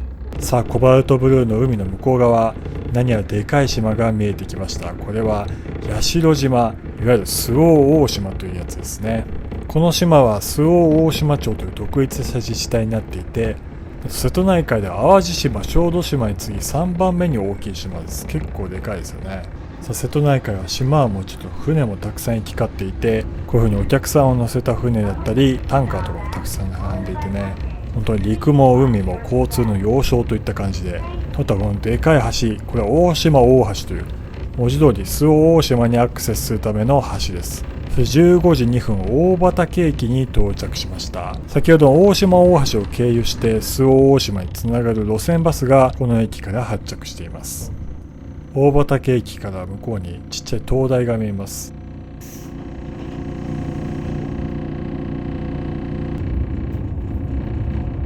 次は柳井港です。そして15時7分柳井港駅に到着。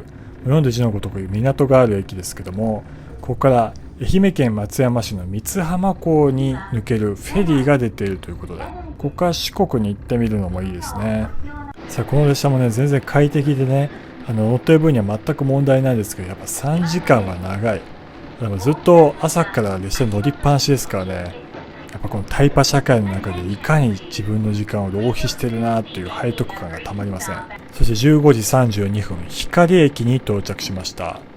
光っていう地名の漢字からしてすごい最近作られた地名なのかなと思ったら、そんなことはなく、戦時中に工廠という軍需品を作る工場をこの町に配備する際に呉と同じ1文字の地名を希望されたことから、周南町という地名から光町に改称されたという、しかも戦時中の1940年の話ですからね、伝統的な地名です。さあそして広島駅以来久々に新幹線の高架と合流して15時46分徳山駅に到着しました。向こうに岩徳線の国鉄のディーゼルカーが見えますね。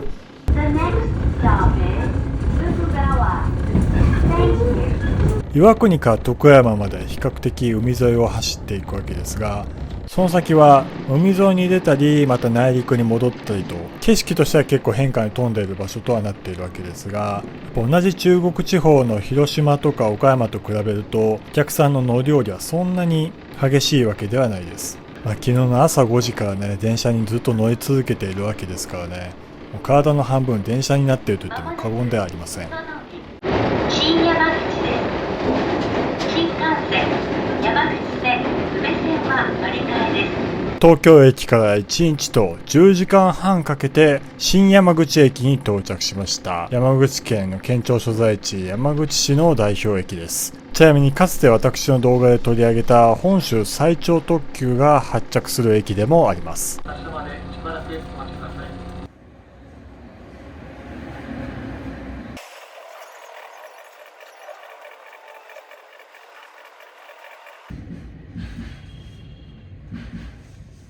新山口駅を出るとこういう風に車窓に建物が少なくなってきて、もうここはどこだとえらい遠くに来たなって感じがしますが、これ昨日の早朝に乗った京浜東北線からずーっとつながってるわけですからね、そう考えると不思議ですよね。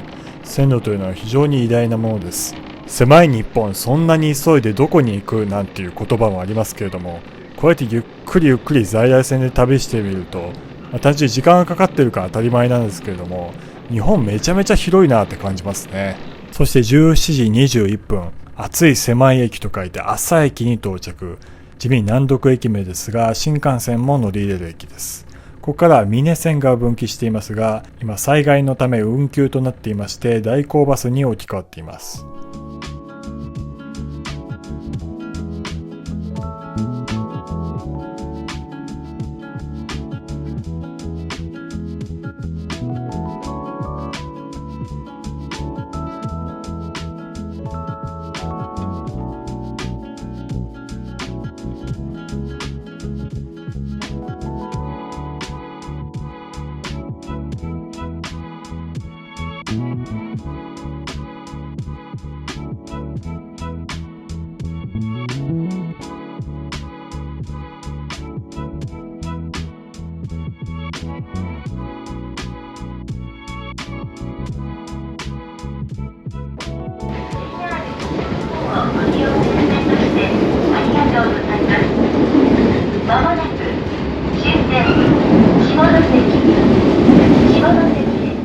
さあ朝駅から完全にタイムラプスに頼ってしまってすみません。ということでもう間もなく下関駅、この列車の終点の駅ですね。ちょうど西に沈む夕日も日本と向こう側の韓国を照らし続けています。そして東京駅から1日と12時間かけて下関駅到着しました。いやー着いた。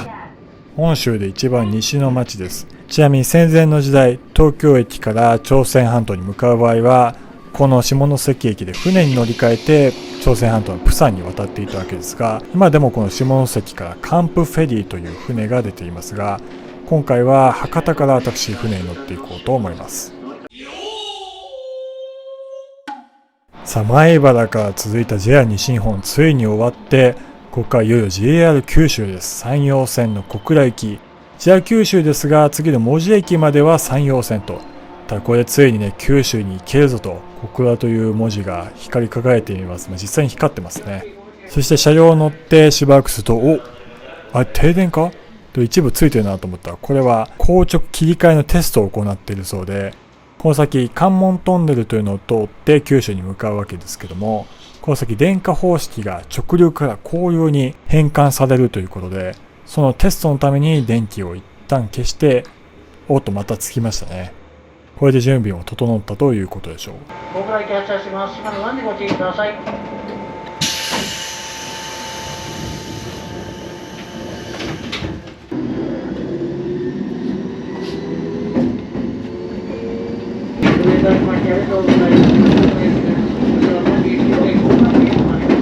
下関を発車して右側に車両基地が見えますが、奥にウエストエクスプレス銀河が一瞬だけ見えました。ちょっと画像がぼやけてて申し訳ありませんが、間違いなくウエストエクスプレス銀河です。山陽コースにあてがわれていたんでしょうね。そして住宅地を突き進んでいると思ったら、トンネルに入って、これが紛れもない関門トンネルです。普通のトンネルに見えますが、間違いなく海峡を越えるトンネル。こちら1942年に開業した歴史あるトンネルで、この地図のように本州から一旦彦島という別の島に渡って、そこからトンネルに入っていくわけですね。そしてトンネルを 2,3 分で抜けてやってきました。いやー、ついに九州上陸おめでとうございます。とは言いつつ、こんなカジュアルな海峡越えがあっていいのかって感じですよね。もう列車はもうよくあるその辺で走っているような列車なわけですけども、こんな風にカジュアルに海峡越えをして、なんならこれで通学とか通勤している人もいるんでしょうからね。いや、かっこいい街だな。それ18時11分、門司駅に到着。この駅から山陽本線ではなく鹿児島本線に入っていきます。山陽本線長かったな。さあ、車内の路線図見ていますけども、九州でも今まで通り変わらず各駅停車で突き進んでいきます。ただ私は博多まで列車に乗って、そこからバスと船で対馬に渡ってしまうので、鉄道の旅は本当にあとわずかということで終わりが見えてきましたが、東京駅から1日と12時間かけて18時18分小倉駅に到着しました。北九州市の大きいターミナル駅、明石から乗り続けてもう11時間経つんですね。JR 九州管内に来たなーって一番思うのはこの駅名表の可愛いイラストですね。これを見るとほっこりします。そして間髪入れず次の列車に乗り換えます。こちら5番線ですね。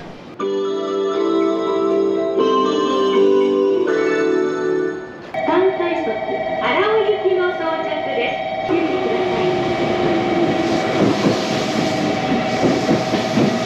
い。さあ、やってきました。鹿児島線区間快速荒尾行き。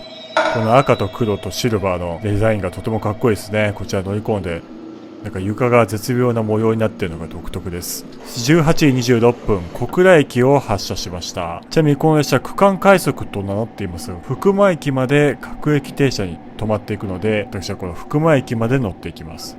福間は地図で表すとこのぐらい。北九州と福岡の間の、どっちかというと福岡寄りのあたりなんですね。だから結構距離はあります。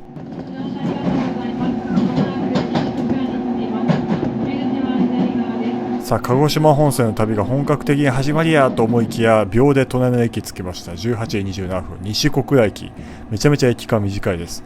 そしてこの駅から鹿児島本線と大分宮崎方面に向かう日豊本線が分岐するとても重要な駅です。さあ、夕暮れの時間帯となってまいりまして、辺りはもう暗いですが、左奥なんかすごい橋。若戸大橋というすごい独特な存在感で、夕暮れとマッチしていてかっこいいですけども、その橋の最寄り駅戸端駅に停車しました。18時34分。この駅は地味に特急とかも停車します。そしてどんどん進んで、ここはスペースワールド駅ですね。小倉方面の特急が通過していきましたが、ここを発車していきます。スペースワールド駅は2018年、要するに7年前に閉業しています。ただ駅名はそのまんま残っているわけですね。ちなみにそのスペースワールドの跡地はアウトレットになって最近開業したそうです。そして18時52分、オリオリオリオーでおなじみオリオ駅に停車。ここは鹿児島本線、筑豊本線、福北豊線が分岐する大きめの駅で、最近高架化されたんですよね。そしてこの駅で区間快速は特急ソニックに道を譲って先に行ってもらいます。これも各駅停車のあるあるですね。九州来てからといえばこの特急列車の存在感がすごい異様に大きく見えますね。やっぱデザインの影響かな。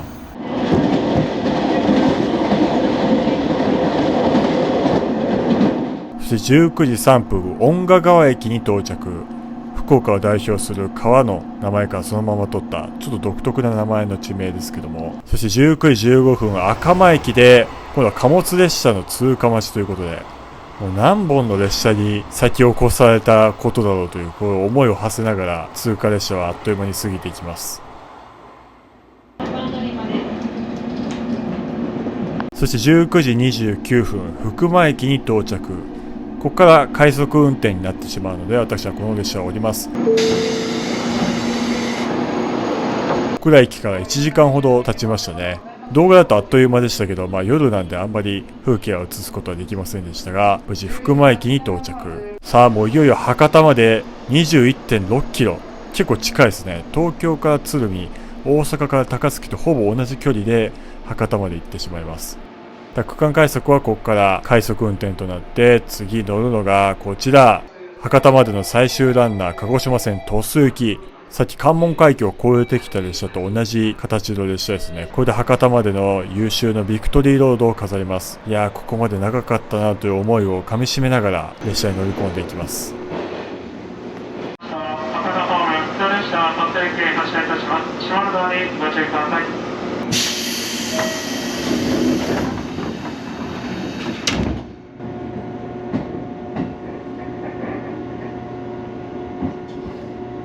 高台前、13台前、都心は10キロ前から終点の鳥栖まで各駅に移動します。中道寺に着きます。乗り口は左側です。開くドアと足元にご注意ください。さあ相変わらず夜なんでそんなに景色は映せませんが、19時40分、千鳥駅に停車。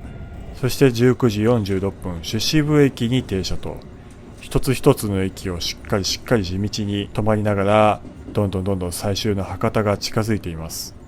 博多行きのこの時間の列車、そんなに乗ってくるお客さん少なかったですね。そして19時58分、香井駅に到着。香井線という郊外の列車と乗り換えられる駅ですね。そしてこの駅でもうすでに福岡市に入っています。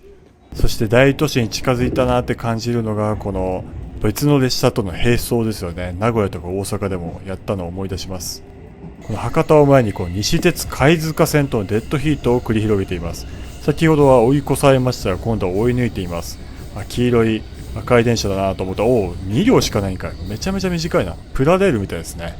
特急とすれ違って向こうに駅が見えます。西鉄貝塚駅の駅に列車が止まっていて、その反対側に地下鉄函館線の貝塚駅がこうやって隣同士じゃなくて縦に並んでるっていうのがちょっと面白いですよね。地下鉄なんでこの先は地下に入って中洲とか福岡市の大都市の地下を走っていきます。そして20時7分、吉塚駅に到着。なんてことない普通の駅に見えますが、ここは福岡県庁の最寄り駅ということで、次は博多に停まります。入り口は左側です。さあ吉塚を出たら次がターニングポイント、いよいよ博多駅。日本の鉄道の旅を終える時がやってまいりました。博多を出て、そこから対馬、韓国に渡るわけです。いや、こうやって乗ってみると本当に日本は広いなと思いますし、2日かけてきたので、昨日の京浜東北線が遠い昔に感じるんですよね。こういう感覚は在来線の旅でないとなかなか感じられない独特な感情です。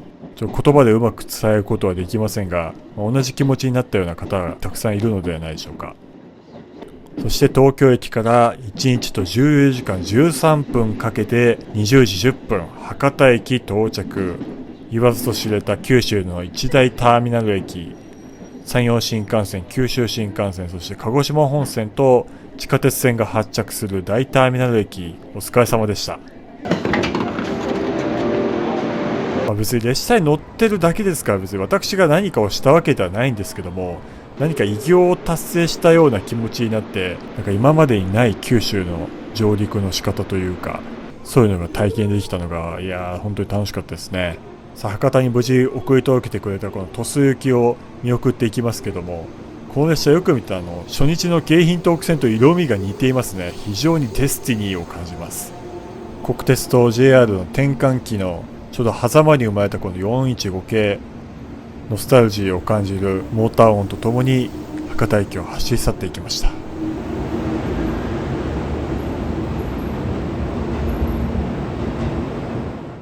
東京からソウルまで在来線と船だけで行く旅、前編はここで終わりとさせていただいて、中編後編と多分第3弾とかそんぐらい分けないと載せられないような量になってしまいますが、博多までで1回終わりということで、この先対馬を経由して韓国を目指すわけですが、そのルートもなかなか独特なのでね、ふんだんにご紹介していきたいと思います。次は第2弾対馬編ということで、どういう旅路が待ち受けているのかぜひお楽しみに。ということでここまでご視聴いただきありがとうございました。